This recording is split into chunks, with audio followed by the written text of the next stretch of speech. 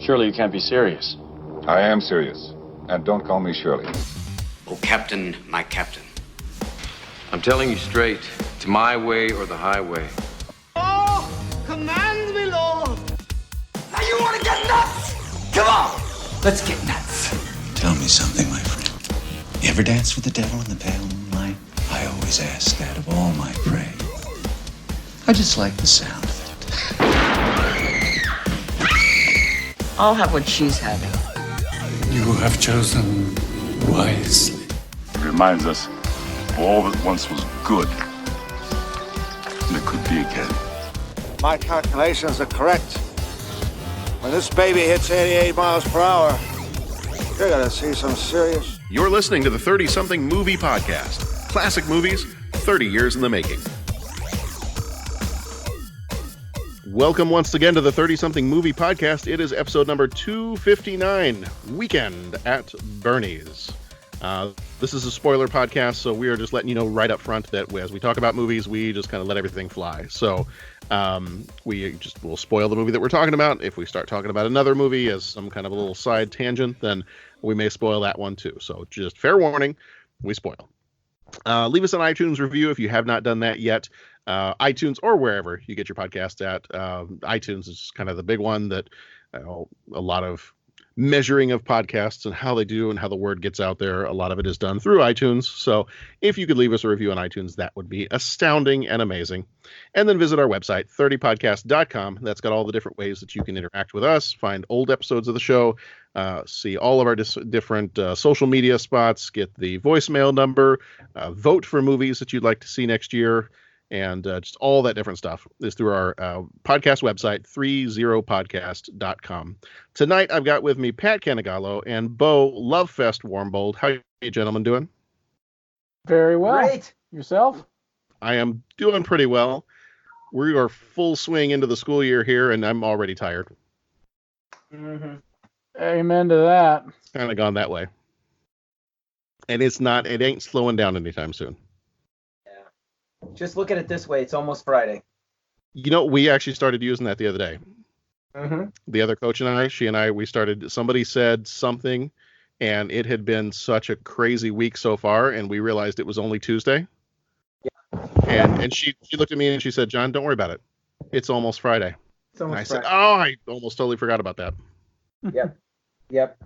So that was, Bo, I don't know if you're aware, that was our phrase we started using I think it was last year or a couple years ago, that even if it was Monday morning at 8:30 and things had not gone well up to that point, our response was always, "Hey, it's almost Friday." Heck, I said that in Monday Morning Jazz Band when I give the downbeat at 7 o'clock. Hang in there, everybody. It's almost Friday. Mm-hmm. It gets a lot of use. I mean, you get a lot of traction out of it. Yep. All right. Well, we are going to be talking about, we just pull back the curtain a little bit for some of the listeners. We, with school starting up and schedules and things like that, it's been a little harried to try to get, and when I say harried, I'm not talking about Pat Canigallo. That remark, but I could be. You do resemble it. It's been a little tough to kind of get everybody all together, to find a time to record. So we are a little bit behind on our episodes. We had to take about a week break there just because things got a little crazy. And so the next couple of episodes are probably going to come out pretty fast and pretty furious. And so those will be out pretty soon because we are already in the first few days of September, and those episodes were supposed to be our last couple of episodes of August. So we want to make sure that we get those out for you as soon as possible so we can get our stuff back on track. I am also trying to get an episode recorded with Jeff before he goes off to do full-time daddy duty here in not too long. I think that's coming up pretty soon too. And he definitely wanted to get in and do the Little Mermaid episode. So we'll try to get that one recorded before he has to run off and do his family thing. And then he will be out of commission for a while. So, but tonight we have a quirky little 80s classic. We have Weekend at Bernie's. Yeah. I'm going to go through the background information, and then we'll just get right on into this one because I don't want to give away anything of what I'm about to say about this movie. So the title of this one is Weekend at Bernie's. It came out on the 5th of July, 1989, rated PG-13. Had a runtime of 1 hour, 37 minutes, directed by Ted Kotcheff, who also did North Dallas 40 and Rambo First Blood. Producers on this one were Victor Dry and Bruce McNall. Dry did The Man with One Red Shoe, and McNall did Millennium. Not Millennium Falcon, Pat, just Millennium. No Falcons. No Falcons in that one. Writer for this one was Robert Klain, who did European Vacation. Cinematography was Francois Protat, who died in 2019, died this year, who also did cinematography for Johnny Mnemonic. Music was done by Andy Summers, who also did Down and Out in Beverly Hills.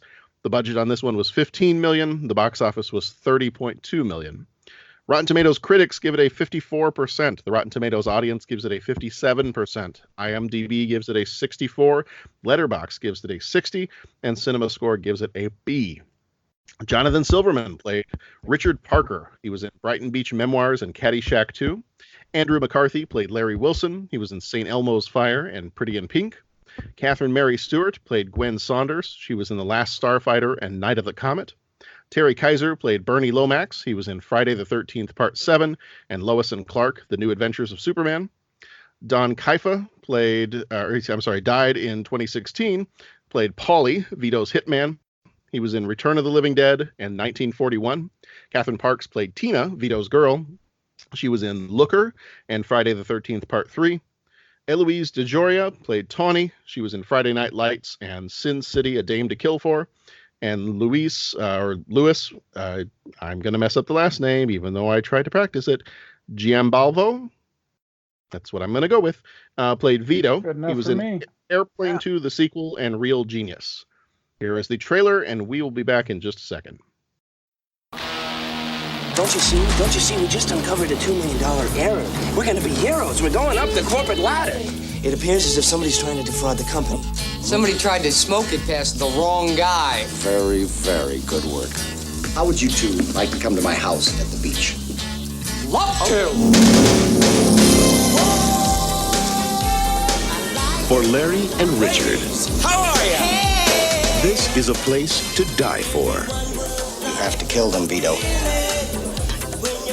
A little rusty, but it'll come back to me. What, should we just walk in?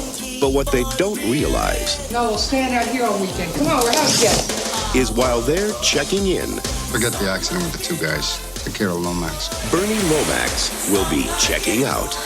Oh my God! What kind of a host invites you to his house for the weekend and dies on you? I don't know. Lomax told whoever he's talking to not to kill us if he's around, right? Yeah, but Lomax is dead. He's not around anybody anymore. I know that. You know that. Nobody else knows that. Huh? Oh! Where's Bernie? It looks good enough. Let's go. Larry, what? Huh? Really? Hi, Bernie. Hey, Bernie, just like last week, huh? Oh, Bernie, you animal, you insatiable. Doesn't anyone realize he's dead? Roll the boat! Got it? On the boat! Vito, I'm telling you, Lomax is alive. Maybe Paulie is rustier than we thought. Ooh, Bernie, you're starting to peel. Want to get you out of the sun, huh? Oh, is that the killer?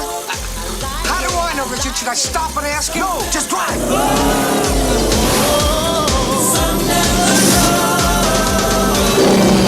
Serpentine!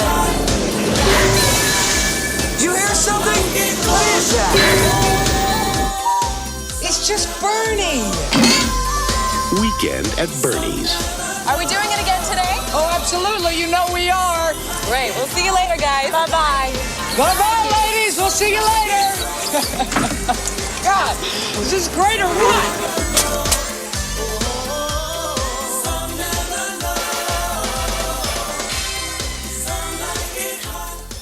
Let's start with that old gem. Is this the first time you've seen this? No. First time in a while, but not the first time. Okay. When do you remember the first time you saw this? Oh, do wow. you remember? I think I saw it in high school for the first time. It was, might even have been something I first saw like with my uncle or something, but it was definitely around high school.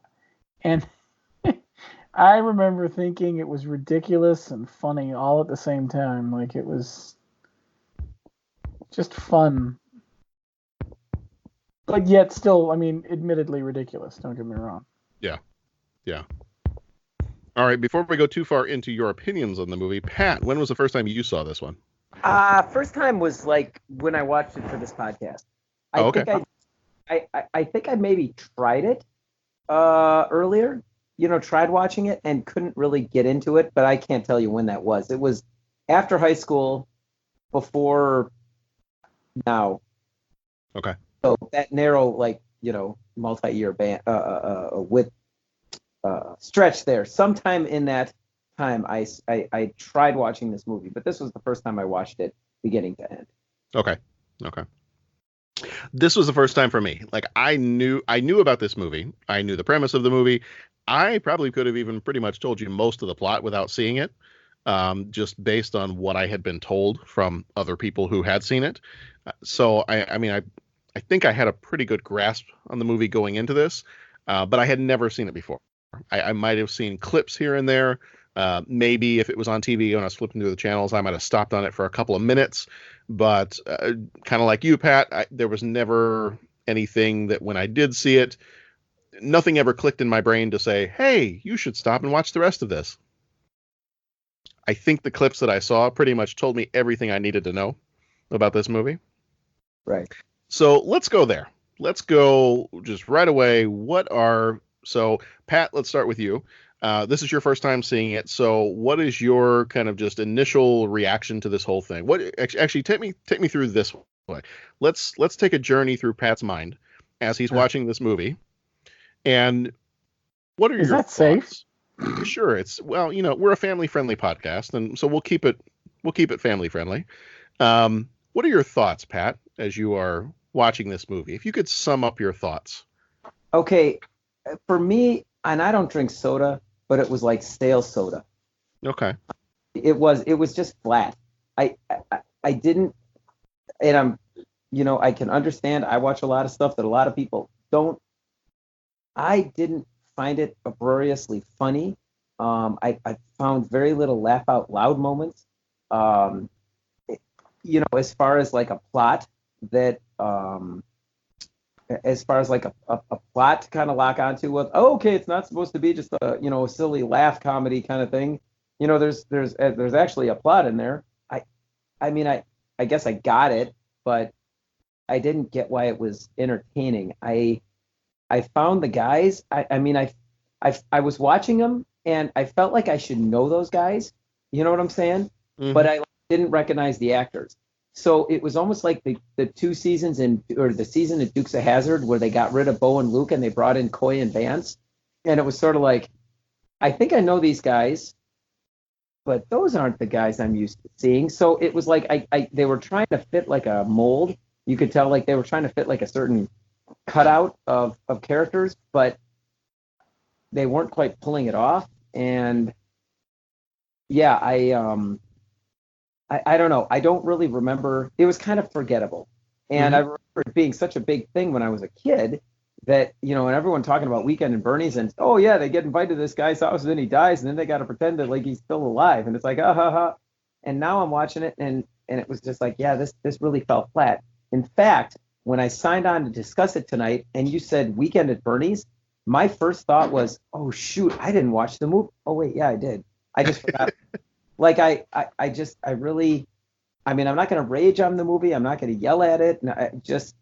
I don't know. It just kind of fell flat for me. Yeah. So. All right, Bo, you've seen this one before. Are you going to come to its defense, or are you feeling kind of the same way? It didn't bother me as much as it bothered Pat, but I can see what he's saying. I enjoy it, but part of I think it as I saw it at a different time. Mm-hmm. I saw it younger when maybe I forgave some of the problems of it. And so now going back, it's returning to something. And returning to something that you once thought was funny gives it a pass when maybe it shouldn't. Mm-hmm. Yeah. Sometimes. So I still enjoy it, but I think I look at it through a much different lens. Yeah, I think when I was watching it, I kind of had the same feeling. I'm like, I think it probably would have helped my viewing if I had seen this much younger. That I kind of had that same feeling this is very much an 80s comedy. Mm-hmm. 80s kind of screwball comedy. But at the same time, like, same as Pat, like, there were not moments. I know as a kid, I probably would have loved this movie.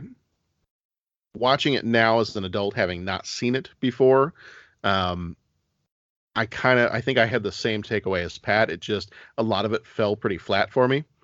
There weren't moments where I laughed out loud. There were moments where I kind of like smiled a little bit. I'm like, that's okay. That's funny. But almost in kind of like a pained, that's funny. Like I think I should think this is funny, but I'm not there. Like the reaction is not naturally coming out of me. Like I can recognize, what is that from? Where's, oh shoot. What is that from? Where the guy says, he says a line is something like, that is humor. I recognize that. Oh, that was Sergeant Major Dickerson from your favorite movie? Yeah. So, yeah, I totally blanked out on where that was from for a second. It was, I kind of had, much like Donna Reed, around the eyes, I had that kind of response was, this movie is humor. I recognize that. It's like, but I'm not feeling it. Like, I get what they're trying to do. I get why to maybe an 80s audience or to maybe a much younger or less mature audience, this would be funny. But I just wasn't feeling any of it. It just didn't do it for me. So, it's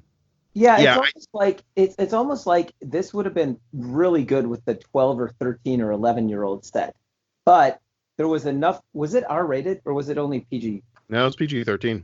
Oh, PG-13. Okay. So maybe, like I said, I'm just forgetting it, but I think there was stuff in there that made it a little bit more adult that I don't know if I'd really wanting to watch this with, my 13-year-old. Right. But there, like the humor, it was a 13-year-old sense of humor. Right. So it was like, didn't know. Well, and even looking up some of the trivia for this movie, some of it was because originally when they had this idea, the movie had a different title. I think it was called Hot and Cold. And they kind of threw this idea around, and somebody had brought them the idea and said, hey, what if we had this movie where it was two teenage kids and they had to drag this dead body around and pretend that he was still alive? And all the people that heard this, they were like, yeah, that idea is so stupid. That's never going to get made. And then finally somebody said, that's kind of out there. Kind of like that idea. Let's do something with it. Yeah. And apparently at one point in time, the idea was that the protagonists were going to be a whole lot younger. It was supposed to be the two Coreys. It was going to be Corey Feldman and Corey Haim were going to be the leads in this. And then they decided to go with older characters. So I guess they wanted older characters so they could have jobs and have a reason why they would be coming to Bernie Lomax's beach house and all that. But so it just sounded like kind of a ludicrous idea from the beginning. And that somebody, like, it went far enough that somebody finally said, yeah, that's pretty out there. Let's do it. And then that's how this movie got made. Yeah. And I don't see it getting made. I don't see something like this getting made today, because as I watched this, definitely not. No. In the back of my mind, one of the things that I kept thinking in the back of my mind was, this is like a bad episode. This is like the worst episode of something like a Bosom Buddies. Did you guys ever watch that show? Yes. The one with Tom Hanks where he had to dress up as a woman so they could live in the women's housing because it was either cheaper or I don't remember why the reason why, but so it was always like you always had to like change your clothes back and forth so you could, once you leave, you had to change out of your dress, and once you came back, you had to change into your dress, or a little bit like the whole part at the end of Mrs. Doubtfire. Mm-hmm. Like that kind of situation where you got to switch back and forth, or in the Brady Bunch when he's on a date with two different girls, and it seemed like it was that, but that it should have fit within the length of a half-hour sitcom. Like it shouldn't have been an hour-and-a-half movie. This movie was about an hour too long. That was kind of the whole feeling I had as I was watching it. Is this movie is an hour too long? This is an episode of a sitcom. Yeah, they needed a little more time than a sitcom episode to set it up. So maybe a double episode with commercials. But I see your point. Yeah, it definitely. It did drag on at times. I felt like they. What's the word I'm looking for? They beat the joke a few times. Yeah. Like, for lack of a better term, they we're beating a dead horse, but I know I was trying just not have to to be a guy. say it. Yeah. But they totally did. Like, it's funny every once in a while, but at some point, oh yeah, he's gonna fall flat on his face. Yeah. Yeah. Oh, the dead guy fell on his face again. Oh. But again, I have to admit, I came at it from a different place, so I was the nostalgia got me. Let's put it that way. And that's okay. I mean, I'm not judging. So, I mean, No. I understand. Don't get me wrong. It's weird to think about it. It's one of the things I love about this podcast is you think about things in a different light. well, and it's sort of like, you know, when I pulled out UHF, you know, and Tammy's watching it, she goes, I could see why you like this in junior high. You know, I mean, it's like, I'm still laughing. I still find all that stuff funny. But if I had lived in a vacuum and not watched it, I mean, I totally get what you're saying. I guess, and you know, it's funny, you know, you mentioned the sitcoms thing. I've been kind of doing the deep dive into sitcoms. I rewatched all of Cheers. Mm-hmm. Oh my gosh, incredible! And now I'm working through Frasier, and Nice. and then I think The Good Place season 3 is coming up on Netflix, or is out on Netflix. So I might get my sitcom on for the next couple of months. And you know, it's just, I find it amazing. I find it amazing that, like, in a 25 or 26 minute, or probably even less amount of time, they can tell a complete story. I mean, I'm just amazed by what those writers can accomplish in 25 minutes. Yeah, it is impressive. And you look at it and it's like, boy, that show just feels like forever. Or not forever, like it's dragging, but I mean, that show feels like it's a lot longer, but it's like, no, they've got like a complete thing going. And that's kind of where, you know, when you brought up the sitcom comment, that's kind of what I thought of, is it's sort of like, you know, this is the complete opposite. I feel like I watch an episode of Cheers or an episode of Frasier and I am entertained. I'm laughing. Sometimes I'm crying. I mean, it's like, this is great. Wow, that time flew. This is like, oh my, it's the opposite. It's like, it's just, they're not very concise. I'm not sure what's the gist. I mean, what are we going here? Is it just a body humor, you know, dead body humor? Because that doesn't sustain it for an hour and a half. Right. You know, so what are we talking about? The guys fighting against them? Okay, so now is it just a, you know, cue the 80s music and it's like they're being chased by the hitman and, you know, they got to find the bumbling guys and the girl got to find a way to beat the, you know, what is this about? Like, we need to have some storyboarding or something going on in here. Like, what are we trying to accomplish here? Well, and part of it too, and and I'm gonna, as we get into talking about like the plot of the movie and the characters, it's gonna sound like I'm really just pounding on this movie. I don't know if I want to say entertained. I didn't hate this movie. We'll put it that way. I never laughed out loud. I thought it was a little bit longer than it should have been, but I don't hate this movie. I'll say I was entertained. Like, I watched it. I don't regret watching it. But it's just not one of those that I'm going to look back fondly and say, wow, I really wish I would have seen this as, you know, as a younger kid, or, hey, I put that up there with Spaceballs and Airplane and all those other kind of goofy movies. And it's not there. And so as we go on and we keep talking about it, it's probably going to sound like I'm all negative on this movie, but as that comes out, I think my reason being is there were little places that they could have just made a few little tweaks and it would have made it so much better. Mm-hmm. Like, I think in particular, I was thinking about, you know, the characters or some of the plot of the movie. Well, story-wise, the characters. In terms of these characters, they were not sympathetic at all. Like, there was nothing I really liked about these guys. Like, there was nothing that made me really care about them. And I think part of it was that if this is meant to be kind of a screwy movie, then in some of those movies, like I know Airplane, and I know Spaceballs, like everything, including logic, is going to be just a little bit screwy. Mm-hmm. And so when people make decisions or when they say things that in normal everyday life somebody would lock you up for saying because that, you know, you might be a little bit loony, that I expect that from something like an Airplane or something like a Spaceballs or a Police Academy or whatever it might be.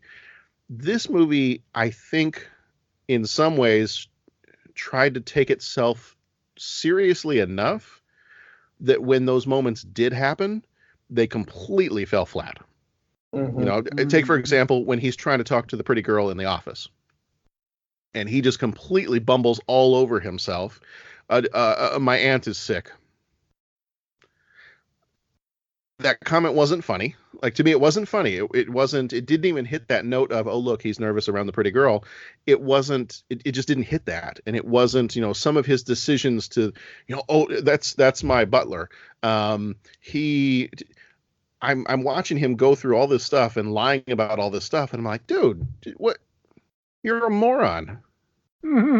Just be honest. Just be like, at what point made you think that lying about this whole thing was going to be a good idea? And that, you know, I think that sometimes that's a particularly 80s thing where you have like the boy and the girl fall in love and the boy is super nervous and he doesn't want her to find out he doesn't have as much money as he thinks she would like him to have. And so he's going to lie about everything. And well, isn't that going to work out well if they get married and they live together for the next 20 or 30 or 40 years?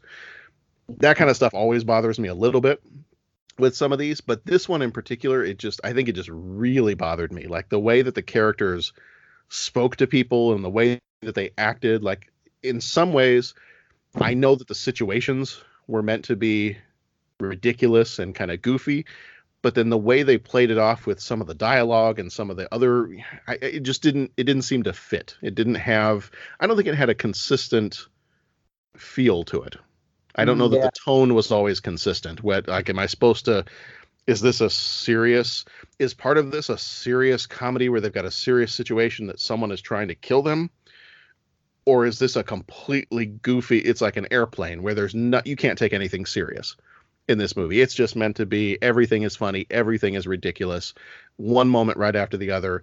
Don't expect logic to be upheld in any of this, and that's totally okay because that's what kind of movie this is. I didn't get that consistency from this movie, and I think that's where it might have helped them a little bit, is either go full on goofy and have even more ridiculous situations, or pull it back a little bit and have your characters, you know, if the funny part is that they're dragging this corpse around and having to put it into different positions and situations, then have almost everything else they do be serious. So then you can play up those comedic moments for, oh, look what they got to do now. They got to figure out a way to get him to wave at people or get him to sit up and do this and to put different clothes on him and, you know, stuff like that. But I think it was, for me at least, it was really inconsistent. Yeah. I don't know. What do you guys think? Was it character-wise, story-wise? Was there anything about that you're like, no, I was okay with that, or no, totally hated the story, thought it was useless, hated the characters? Well, I feel like I've been talking a lot, so you can, you know, cut me off, or if you want to jump in. No, you're fine. I think it's nothing that you said is wrong. I don't have other than to sit here and agree with you, I don't have any deep disagreement with anything you've said. Deep thoughts with Bo Warmbold. Oh, no such thing. As I bit into the juicy nectarine, I realized it was a human head. My thing, it was kind of like the movie was kind of like a one-trick pony. See, that's why Patrick, I think the Benadryl is helping his brain. Yeah. That is a much better way to put what I was thinking than what I was about to say. Right. Well, here's the thing, though. Pat, you should be taking a lot of Benadryl. Well, right? See, I have not taken Benadryl in 15 years. I am sans Benadryl, which is why I got in trouble with everybody at school today. Okay, but anyways, what's the point, man? Okay, so here's my point, though. It's the one trick pony. They had the guy falling, and then that was it. And if that sustained it, or if you remember it for nostalgia, you're okay. If you don't, then it's kind of like you're just watching a one trick pony. And that's why we're making the comments, I think, with it could be like a half hour long. It could fit in a sitcom. I'll tell you what I was reminded about. I was reminded about when I read, it was Huck Finn. We read Huck Finn when I was in 7th or 8th grade, and we had to get together in groups and act out a scene from Huck Finn. So we decided, and correct me if I'm wrong, was it Tom Sawyer where there was the fight in the graveyard, or Huck Finn?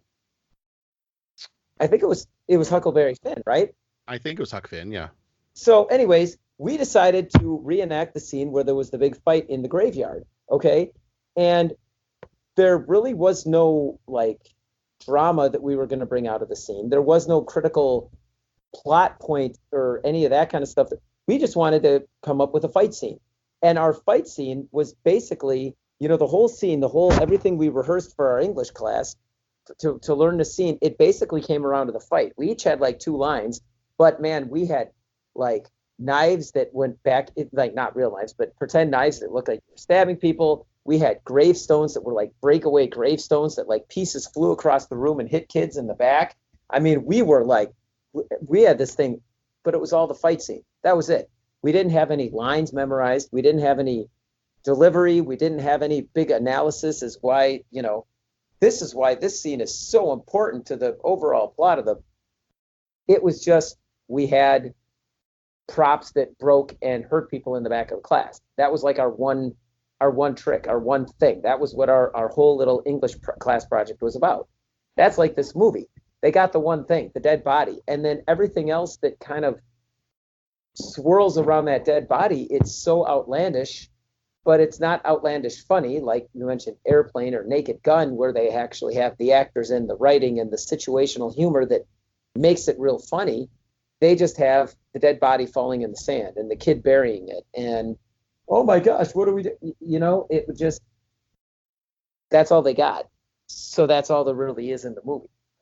That's kind of, I don't got much else to say about it. Yeah. Well, what astounds me is then they ended up making a sequel. Yeah, that I can say I've never seen. Okay. There's a bad joke about it. Well, anyways, I'll tell you guys. Then you can decide whether or not to put it in. Uh-huh.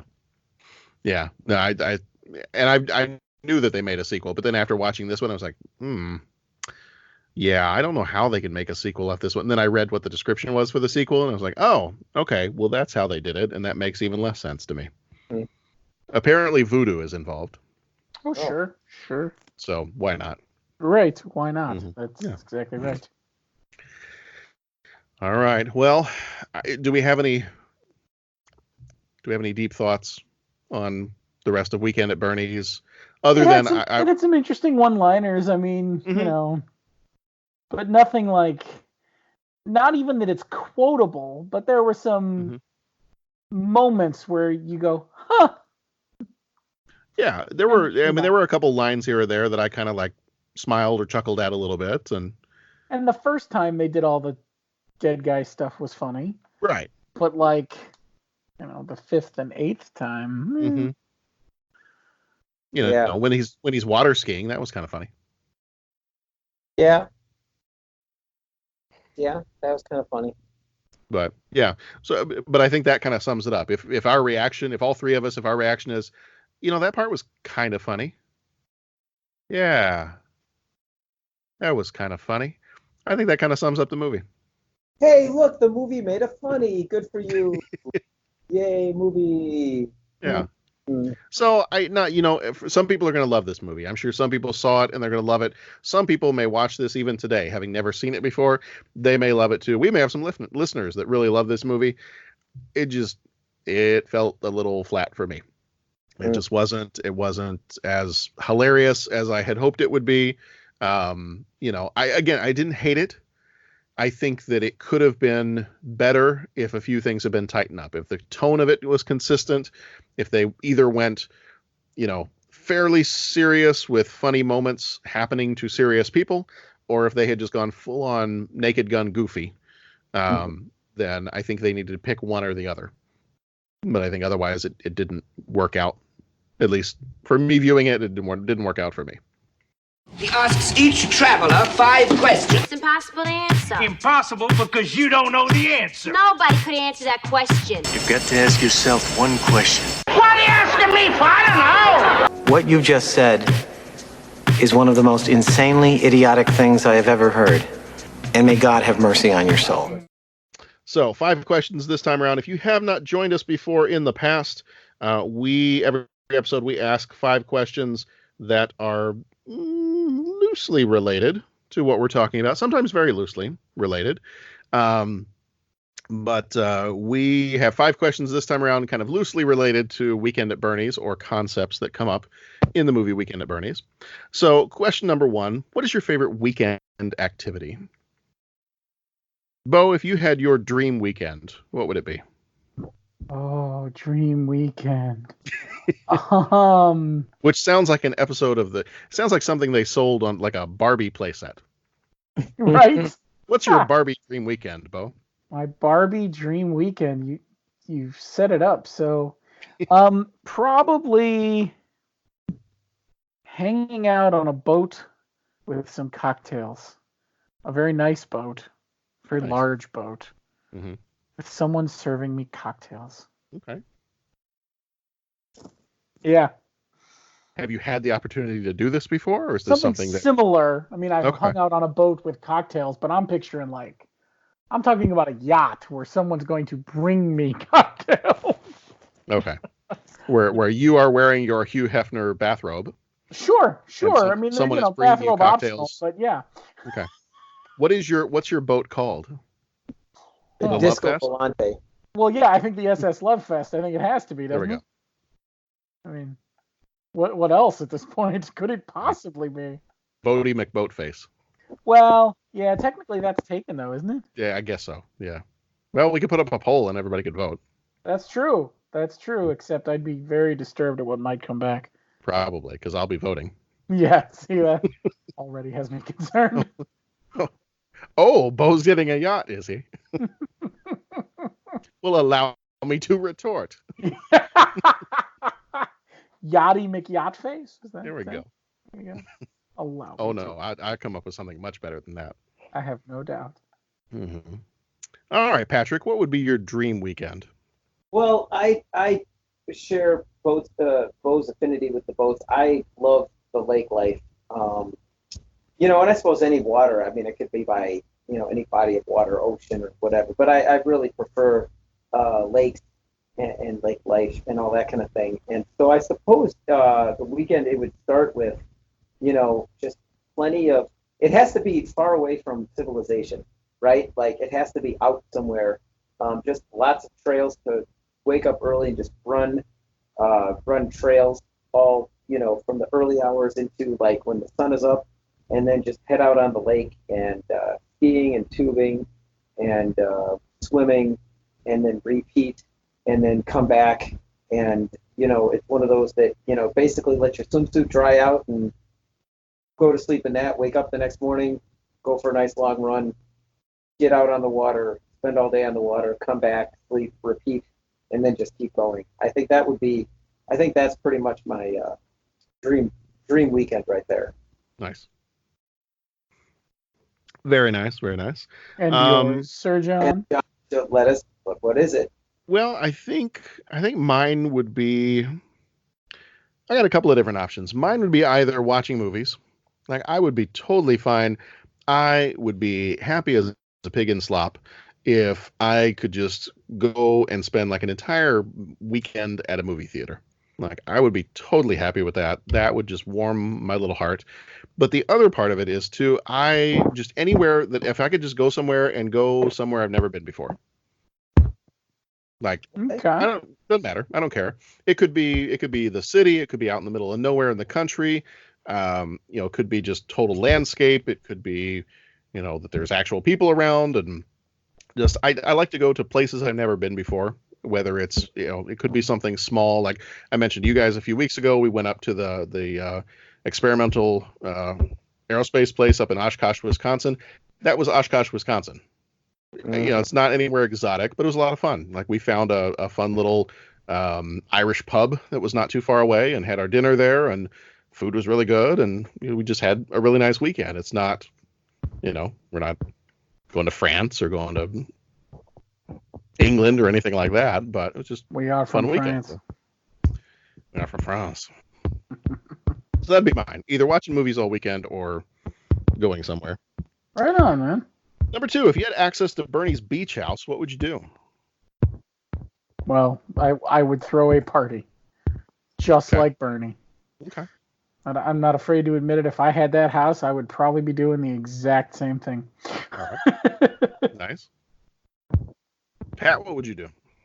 Throw open the front door and just head out onto the beach in the water. There you go. You would spend no time in the house at all. None. Okay. Yeah, I probably would even sleep on the beach. Okay. I think it's funny how our answers are so very, very different, because my response is I would lock all the doors, stay inside. I mean, I'd keep the windows open, but I'd like go upstairs and keep the windows open up there. But I'd lock all the doors, and I would either read or draw or write or something. But I would just enjoy all of the scenery from within a confined space, so nobody can bother me, and I can just have time to do all that stuff by myself. Nice. Yep. All right. So I'm going to give you a quote real quick from, I think this was from Roger Ebert's review of this movie, and then the question will follow that. From Roger Ebert: Weekend at Bernie's makes two mistakes. It gives us a joke that isn't very funny, and it expects the joke to carry an entire movie. Okay, so here's your question. Of the 80s comedies movies you've seen or heard of, which one has the craziest premise? I know my answer right away, so I'm going to say I think of the ones that we've seen, other than this one's pretty crazy. I think the craziest one I could think of, or at least the one where it almost is crazy to the point where it makes me cringe thinking about it today, is the one that we did a few years ago called Soul Man. Oh, okay. I think I might have to go with Soul Man. Just the idea of, I'm going to get a scholarship, so I'm going to make sure that I paint myself in blackface for the entire movie and stay in college that way. So that's the one I'm going with. I went with, oh shoot, lost my train of thought as always. Weird Science. Mm-hmm. That's a good one. Pat, what have you got? I ain't got much. The one, see, I'm falling into what's my favorite comedy, not what's the one with the craziest premise. Mm-hmm. I might have to. I don't know. I've been toiling with this question. I don't know what the one with it's the a craziest. tough one, man. It is, because I went around and round. I'm not gonna lie. Yeah, I mean, I kind of fell into, like my favorite one, but that doesn't necessarily have the craziest premise. So I don't know. The ones you guys mentioned definitely seem pretty outlandish. How about this? Was Repo Man a comedy, or was that not a comedy? No, not a comedy. Okay, it had funny parts in it, but right. Okay, so I'm trying to think if that had an outlandish premise. Unless you want to call that a dark comedy, maybe you could. I mean, that would be the easiest if we're looking for like the weirdest thing you've seen. Because, like, for example, Police Academy was Police Academy like the most outlandish story? Not really. I mean, it's not outlandish, but it's like one of the ones I enjoyed the most. I'm gonna let you. You know what? I'm gonna let you have Repo Man because I looked it up on IMDb. Yeah. And when they list it on IMDb, oftentimes they'll give you like 2 or 3 different genres that it fits into. The first one, they list it as a comedy, crime, sci-fi. And comedy comes first. So I'd give you Repo Man. Okay, then I'll take Repo Man. Okay. I'll take Repo Man for 500, John. Enough said. This movie has a glowing car in it. Right. Sorry, that was my best Alex Trebek. Mm-hmm. Yeah. What continent is this? Asia. I just remember the scene where he's firing blanks into the house. He's like, get in the car. Yeah. It's like, are you shooting us? No, they're just blanks. All right. Question number 4. Favorite TV show or movie with an animated corpse? So this was kind of interesting and hard. Yeah. Because I had trouble coming up with, movies with animated corpses. So I want to hear your guys, because I was obviously not thinking enough about this. I wrote down 3. And the last one that I wrote down is probably going to be my favorite one of the three, but this was kind of really tough, even though two of them are very similar. I wrote down Evil Dead 2, Army of Darkness, and An American Werewolf in London. And there we go. See, and I'm going to go with American Werewolf in London because I'm kind of like I'm thinking like this movie that we just watched was supposed to be a comedy, so I'm going to go with the one. I guess they all are comedies, but of the different animated corpses in those movies, Jack is just hilarious in American Werewolf, so I'm going to go with that one. I'm embarrassed I didn't come up with Evil Dead. Good call. That's all right. That's all right. Yeah. You weren't going to do like Day of the Dead or with No, we did a whole month on these, and I didn't remember any Yeah. of them. I had to, so that's the kind of week I've had. Choke on it. Choke on it. That was disturbing. You weren't going to do that one? No, I No. wasn't. No. Nope. What am I trying to say? What am I trying to say? Oh, Young Frankenstein. Does that count? Yeah. A reanimation of Yeah. life? There you go. Yep. That works. I will take it. And was it I should be reading the question again. Did it technically have to be movies we'd done, or was it just favorite? Just favorite. Didn't have to be one we've done. So along the theme of what Pat said, is I just put Mary Shelley's Frankenstein. Okay. There you go. That was the first one that popped into my head. I was obviously not thinking deeply enough about it, but that's what I got. Yeah, that's fine. And Pat, not that I want to have to correct you on the podcast, but it's Frankenstein. Sorry. It's okay. I just want to make sure. I want to make sure we were still talking about the same movie. Mm-hmm. Yeah, but young Frankenstein. Frankenstein. And Frau Bloofer. Mm-hmm. Thank you. There we go. All right, number 5. If you could have an overly elaborate or creative funeral, what would you do? And we're talking like Viking burial, dropped into a volcano, like we're saying not realistic. If you could choose an unrealistic funeral for yourself to have, what would you choose? And I will say it didn't take long for me to come up with mine. I'll save mine for just a little bit, but it didn't take long because Sharon and I have had this conversation before. Oh, jeez. Well, you kind of got to share now. And it's been shot down every time. Now I must know. So if you've ever heard the Steve Goodman song, "A Dying Cub Fan's Last Request," Mm-hmm. I could be on board for all of that. Okay. I will not sing it to save us all the ear bleeding. That's fine. But I will hit the highlights. Have the organ play the national anthem and a little na na na na, hey hey hey, goodbye. Have bullpen pitchers carry the coffin. Have the umpires bark me out at every base.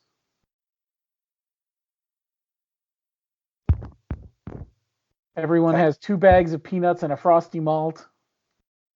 Build a fire on home plate out of baseball bats. And burn, baby, burn. Now, Bo, don't take this the wrong way, but I can't wait to go to your funeral. No, that's fine. I understand. Take me out to Bo's funeral. There you go. See, now you're getting it. I'm getting into the spirit. That would be very cool. So long, Bo. So long, Bo. There we go. We can do them. Yep. Hey, Chicago. What do you say? Bo Warm Bowls. 6 feet under 2 day. Woo! There you go. All right, Pat, what do you got? Nothing over the top outlandish, guys. I was just gonna say a New Orleans jazz funeral. Oh, there you go. Yeah, I mean, well, I guess I should have guessed that for you. Second line and the whole deal, huh? Yeah, I just think that would be great. I love the tradition, the music. Yeah, I think that would be cool. That would be cool. Nice. Well, so this has come up several times, and I will continually bring this up from time to time. And there is a phrase that my lovely wife has reused regularly over the years whenever I happen to mention this. My outlandish dream funeral would be Spock's funeral at the end of Star Trek II. There we go. There would be the bagpipes. And then NASA, I mean, we don't have, Starship Enterprise at that point, but then there would be bagpipes, and then NASA would shoot me into the sun. So then that way, whenever my, later descendants want to remember me in any way, all they have to do is look up at the sun and they will remember me. To that, my lovely wife has always replied with, NASA has better things to do than shoot you into the sun. But has she said that in the last few years? Because I'm not sure that's true. She said it last week. Oh, well, sorry, bud. Because I brought it up again. Because that just happens in conversation, right? I mean, it does on occasion, right? Sure. Although I saw the other day, India is about to land on the moon, so maybe I could just, have a final meal of Indian food in India, and then they can shoot me off into the sun. There you go. See, doesn't have to be NASA. You just got to look at it from a different angle. Right. We can piggyback on whatever satellite they want to send up there. Mm-hmm. There are ways to make this happen.